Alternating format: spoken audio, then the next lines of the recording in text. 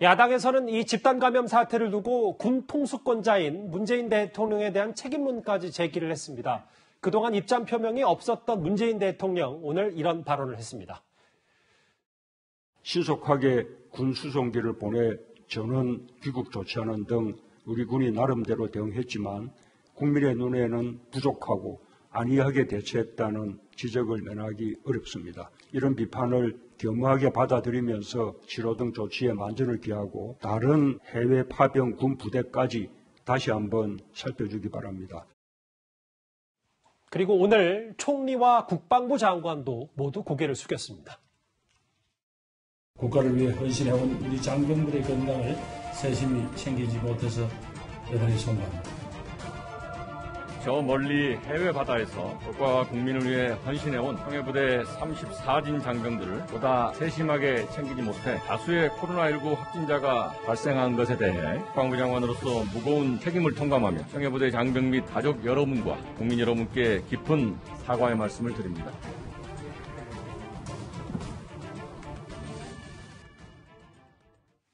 오늘 서 국방장관도 고개를 숙였습니다.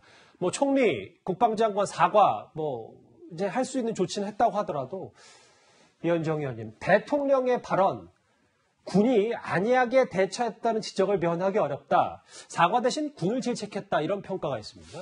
우리 헌법상 대통령은 국군 통수권자이죠. 자, 그럼 군이 안이하게 대처를 했다고 하는데, 그렇다면 국군 통수권자인 대통령과 청와대는 어떻게 대응을 했을까요? 지금 일단 지난달에 서욱 국방부 장관이 대통령한테 보고를 했다고 합니다. 여러 가지 국방부 지난 이중사 사건도 있었고 등등 해서 자 그때는 이 문제에 대해서 일체 보고를 하지 않았다고 그래요. 그리고 문재인 대통령이 지난 5월달에 미국 가서 한미 정상회담을 했지 않습니까? 그때 미국에서 우리 장병들을 위해서 55만 명분의 얀센 백신을 미국에 제공을 했습니다. 미국은요 지금 이 백신 접종을 어떻게 하냐면 제1차적으로 의료진들한테 1차 접종을 하고요. 두 번째가 바로 파병 장병들한테 하고 있습니다. 자 그러면 대한민국의 국방부 장관이면 국방부 장관 밑에 차관도 있고 합참도 있고 사실 이제 군이 해군 소속이긴 하지만 이 작전에서 나갈 때는 군령권을 가진 합참에서 모든 걸 통제하게 돼 있습니다. 그럼 합참에 장성들이 몇 명이나 있습니까? 그 수많은 장성들이 있어요. 그렇다면 이게 발생한 게 이미 오래전에 이제 감기 기운이 있고 발생을 했다는 거 아니겠습니까? 네. 특히 아까 정 의원 이야기했지만 지난번에 고준봉 하면서 38명의 확진자가 나왔어요. 상륙함에. 그때 그래서 국방부 장관이 국회에 나와서 이런 부분을 철저히 만전을 기하겠다고 이야기를 한 적도 있습니다. 예. 그렇다면 정말 우리나라에서 지금 제가 아까 말씀드렸지만 이 문무대항함은 유일하게 작전 지역에 나가 있는 겁니다. 전투 지역에 나가 있는 유일한 함이에요. 그렇다면 여기에 있는 장병들은 어떻게 생활하는지 최소한 이 국방부 비서관이나 이런 사람들이 챙겨봤어야 되는 거 아닌가요? 본인들이 할 일이 뭐가 있겠습니까? 그거 챙겨보는 게 제일 중요한 거 아니겠습니까? 예.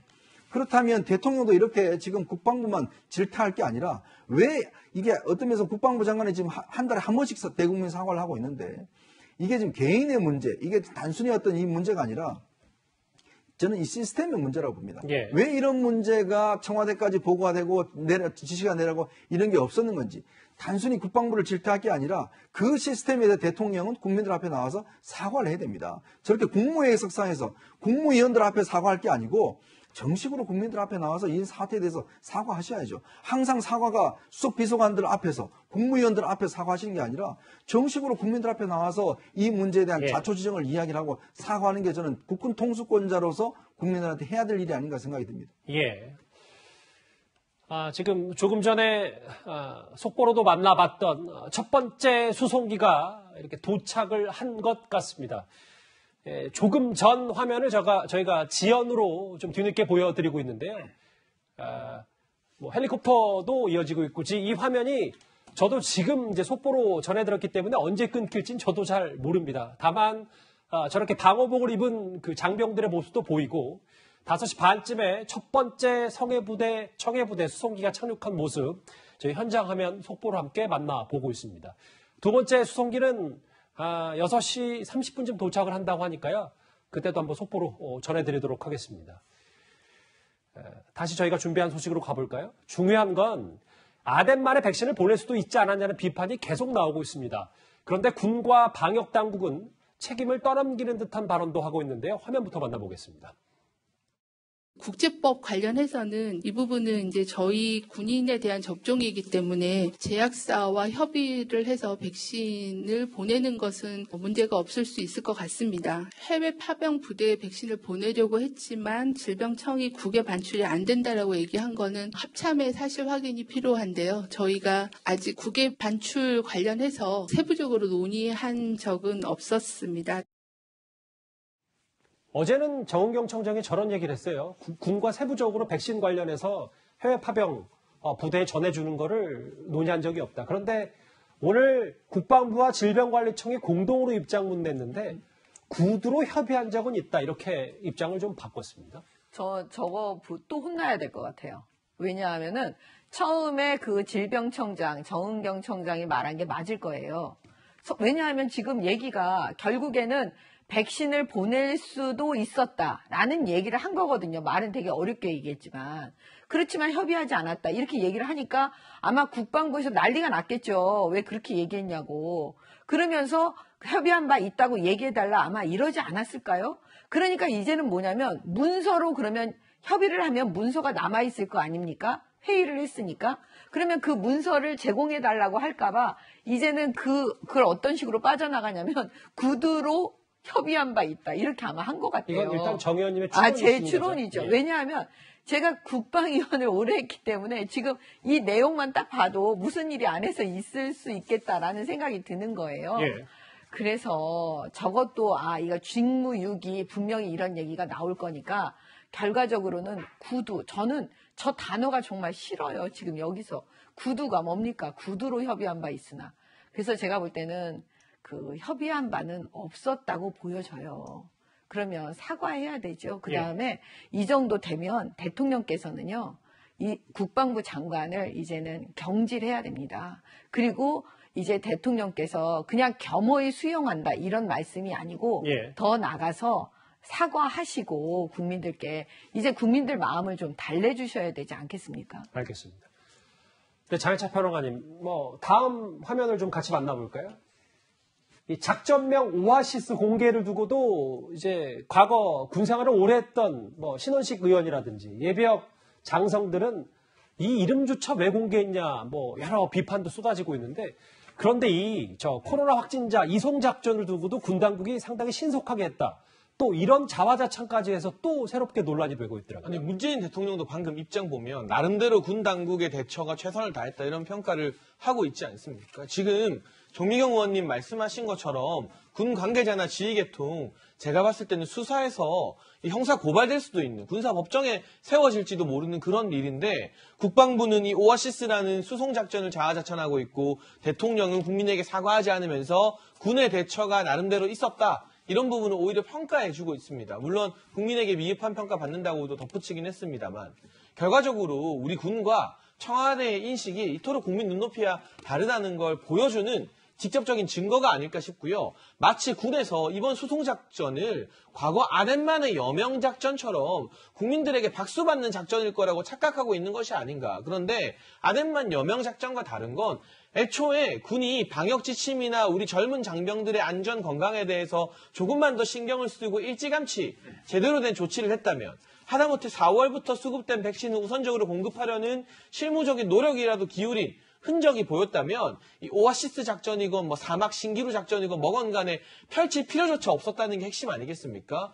그런데 잘못을 다 저질러 놓고 함장, 부함장 포함해서 무려 80%, 300명 가까운 확진자가 발생했는데 이역 만리에서 그 장병들 수송하는 걸 오아시스다. 우리 이렇게 잘하고 있다. 신속하다. 이렇게 홍보하는 국방부에 누가 이런 지휘 결정을 내린 것인지 홍보 결정을 내린 것인지 이것도 한번 국정조사 등을 통해서 밝혀볼 사안이라고 생각이 됩니다. 정리를 좀 해볼까요? 오늘 야당에서는 6년 전 메르스 사태 당시 박근혜 대통령에게 사과를 요구했던 당시 문재인 대통령의 발언을 소환했습니다. 메르스 슈퍼 전파자는 다름 아닌 정부 자신이었습니다. 정부의 불통, 무능, 무책임이 국민의 생명과 안전을 위태롭게 했고 박근혜 대통령의 진심 어린 사과가 필요합니다. 메르스 사태 났었을 때 대통령께서 정부가 슈퍼 전파자고 정부의 무능이 그대로 나왔다. 진심 어린 사과를 요구를 했잖아요. 지금 전 세계 해군 역사상 대한민국이 새로 이 아주 부끄러운 역사를 쓴 거예요.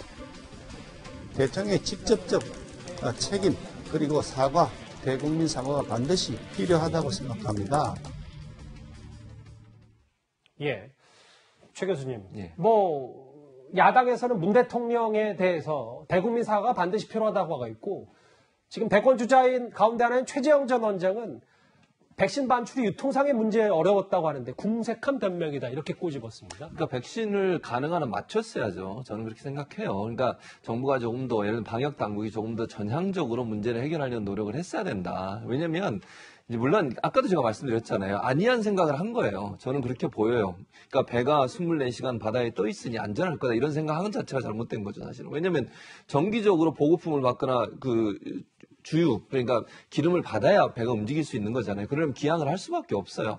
그 당시에 기항하는 과정에서 접촉이 일어날 가능성이 충분히 있는 거니. 물론 방호복을 입는다 하더라도 위험성은 존재하는 거니까 안전성을 위해서 저는 백신을 맞췄어야 된다고 생각했는데 아마 그게 안이하게 처리가 된 것으로 보여져서 좀 안타깝고, 최재형 전 감사원장이 저렇게 얘기하는 것은 어쨌든 본인이 대선에 나와서 현 정부가 각을 세우는 모습을 통해서 지지율을 끌어올리는 의도가 있다고 보여져요. 윤석열 전 총장과 두 분은 현 정부가 각을 세우는 모습으로 대선 대권 후보까지 올라간 거 아니겠어요? 그렇다고 하면 이런 이슈가 되는 사안에 대해서 적극적으로 얘기를 하고 발언을 해서 본인의 존재감을 드러내려는 의도, 이런 부분들이 결국은 본인의 대선 과도에서 뭔가 지지율의 유의미한 성장 또는 상승, 이런 부분들을 이끌어내는 의도로 발언한 게 아닌가 이렇게 보여집니다. 지금 들어온 속보 한번 읽고 이 주제 정리를 하겠습니다. 음성장병도 국내 격리시설로 이송이 되고요. 다음 속보도 좀 부탁을 드릴까요? 제가 읽어보겠습니다. 예. 군병원 3곳과 생활치료센터 1곳으로 긴급 이송이 됩니다. 중등 3명, 14명, 그러니까 의료기관으로 이송이 되는데, 지금 이미 도착한 공중급유기 1대 1호기와 2호기도 6시 반에 도착할 예정이니까요. 글쎄요, 일단 이 청해부대 장병들은 귀국을 했고, 안타까운 귀국을 했고, 이제 앞으로 뭐가 어디서부터 잘못됐는지를 하나하나 분석해 봐야 될 것 같습니다.